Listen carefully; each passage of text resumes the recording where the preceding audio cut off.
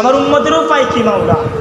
আমার উম্মতের উপায় কি বলেন না মাওলা? শুধু কান্না করতেই থাকবে, করতেই থাকবে।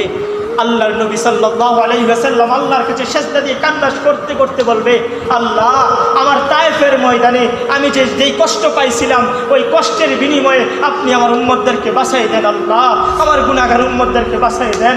ওই নবীজি সাল্লাল্লাহু আলাইহি ওয়াসাল্লাম বলবে, কোনো জবাব আসবে না, কোনো জবাব আসবে না। তবে নবী সাল্লাল্লাহু আলাইহি ওয়াসাল্লাম বলবে, আল্লাহ, আমি ওই উহুদের ময়দানে গান্দান শহীদ হয়েছিল আমার দুইটা দাঁত, ওই দাঁতের বিনিময়ে আল্লাহ আমার গুনাহগার উম্মতদেরকে বাঁচাই দেন মাওলা।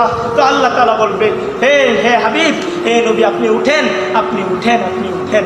উঠানোর পরে তখন আল্লাহ নবী সাল্লাল্লাহু আলাইহি ওয়াসাল্লাম আল্লাহকে বলবে, আল্লাহ, জাহান্নামটা একটু দূরে ফেলাই দাও।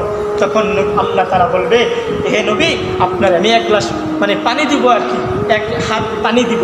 তো পানি দেওয়ার পরে ওই পানিগুলো যখন একটু দৌড়তে যখন ফালাইব, পুরা জাহান্নাম আবার অনেক দূরে চলে যাইব।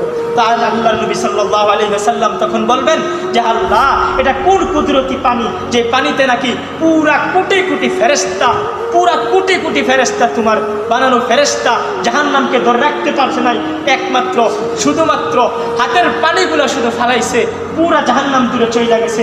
আল্লাহ তাআলা বলে, হে নবী, এটা কোনো কুদরতি পানি না, এটা হচ্ছে সেই পানি যে নাকি আপনার উম্মতরা, যে নাকি আমার বান্দারা, যেখানে নাকি শয়তানের ধোঁকা খেয়ে আমার ইবাদত থেকে বঞ্চিত হইয়া গেছিল, গুনাহ করছিল, তখন যখন তওবা করার সময় নিজেকে আত্মসমর্পণ করে আমার কাছে যখন কান্না করছিল, চোখের পানি যখন পড়ছিল, ওই চোখের পানি আমি জমায় রাখছিলাম। ওই চোখের পানি হচ্ছে এই পানি, যেই পানিতে আপনি জাহান্নাম সরাইছেন। চোখের পানি তখন মাফ। জাহান্নামের মধ্যে তো আল্লাহ তাআলা বলে, বা হে নবী, আপনার হাতে আপনার উম্মতের কি তুলে দিব? আমল নামা তুলে দিব।